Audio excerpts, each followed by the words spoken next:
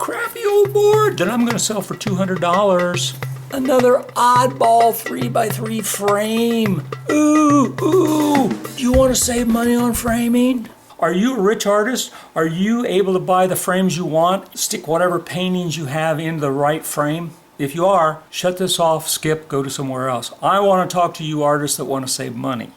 Well, I had some fun with the opening. Welcome back to the Wet Pastelist. I'm Avon Waters, and today I've got framing hacks. This episode is about a painting hack or a framing hack. Many of us do, but we end up with a stack of frames that we've purchased for almost nothing and can't use them. I'm going to show you how you can take one of those cheap little photo frames that you got, use it. Did you go to the thrift store and take something home you thought was a 5x7 and it turned out to be metric and now your 5x7 won't fit in it? But a lot of these frames are in metric and other measurements and you end up like, bleh, I can't use it. They stack up in your studio and you say, I got to get those things out of here. So here's a couple strategies to make some of those 50-cent and $1 frames you buy at the thrift store useful. This is the hack, folks. Okay, so how do we utilize all these odd pieces of frames that we get for 50 cents and $1 and maybe a couple bucks for larger pieces? That's the question, and that's what today's video is all about, is getting you to figure out how to work in a manner that uses up some of these frame stocks. Take inventory of the oddball size frames you have and figure out what will fit in them, what standard dimension will fit in there, or even an odd dimension. Because you're going to then cut a mat, you need to first figure out what that dimension is and then scale it out and cut a piece of paper or some sort of substrate that you use in your medium and put in these frames.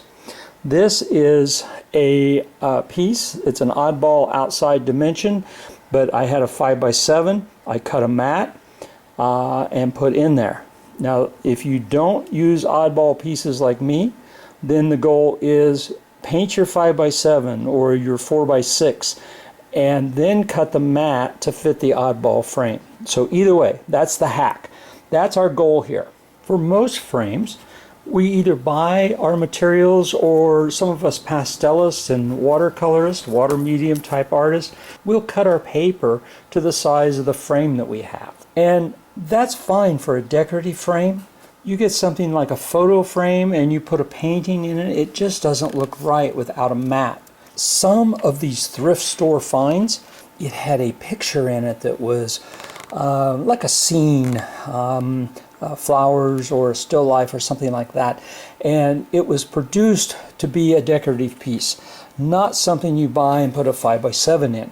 As a result, made in China, this silly thing had an odd metric measurement. So you'll run into some of those frames. You'll get them home if you don't have a ruler with you, and you'll find, well, it's a really nice frame. It's naturally distressed, but it's set and set and set on my shelf until I did this little secret. If you've got a mat cutter, they're not that expensive. For a Logan, like a 501 or something, will do up to 16 by 20 without an issue.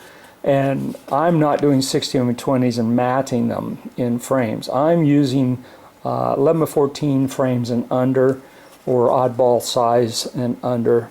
As you can see, these small frames that I get for almost nothing. My bigger pieces, I've been painting on foam, gessoing paper. This looks like a piece of paper that is taped to a Masonite board, but in reality, here's another hack, folks. In reality, I get this Masonite. It's got that texture on the back, pretty cheap. I prefer it smooth on both sides, but they had a piece of this at my hardware store, and I cut a big piece out for one of my paintings. I like the stiffer board rather than foam board. They tend to curl once you get past 16 by 20. So this was a scrap piece off of that piece that I cut the 16 by 20 out of. And what I did was I measured the outside diameter. I have a frame that this fits into, one of those oddballs, and then I measured the space where the image would go, and I put the white gesso on and then covered it with a coat of thin clear gesso, and I will paint my pastels on that.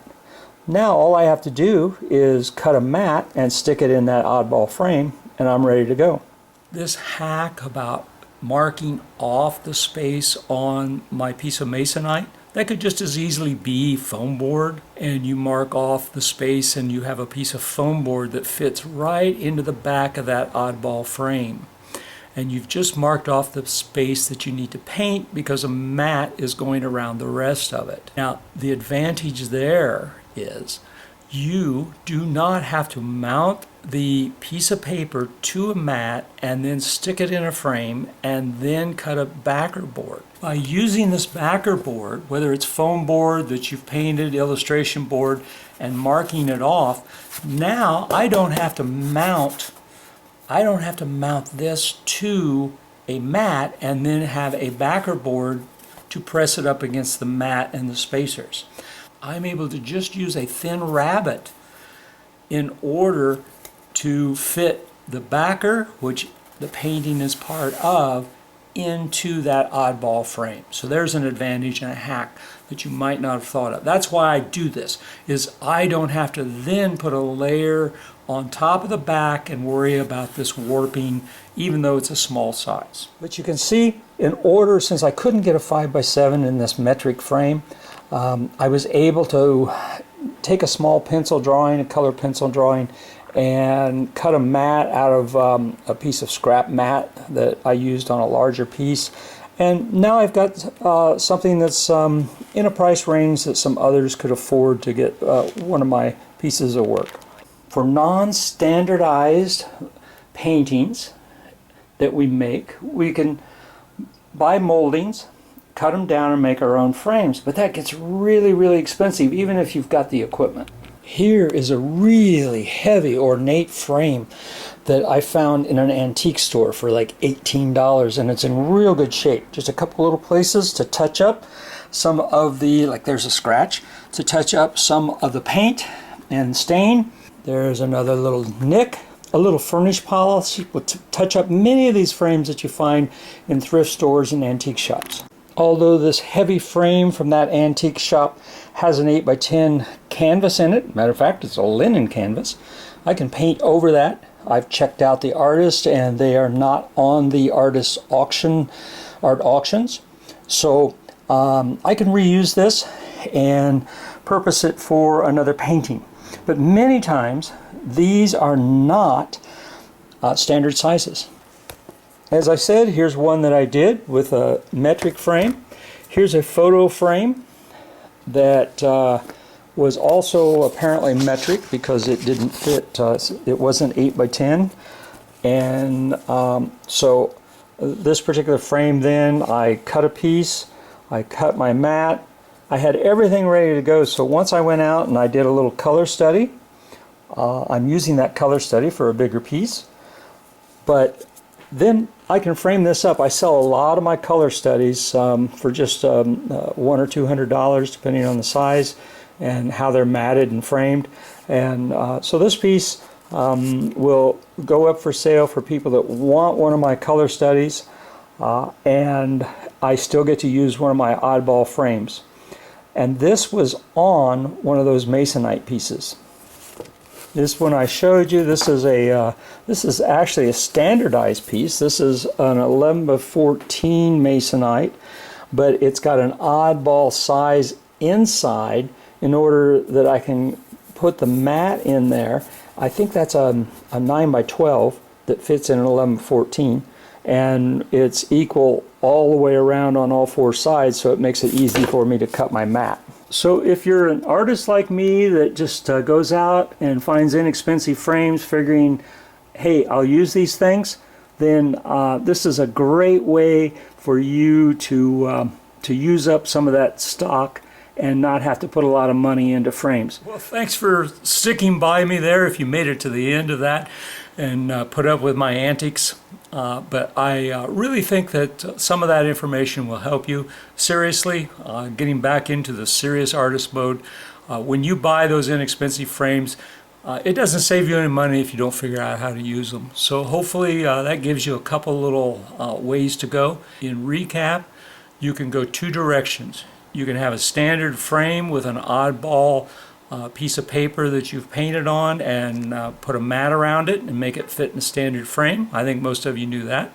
But so many times we get the cheap frames and they are metric or oddball in size. In that case, you can take your standard painting size and figure out how to make a mat and put it in one of those substandard frames.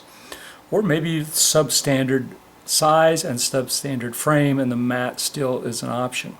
And then I showed you also how you can take Masonite foam board, measure off on that.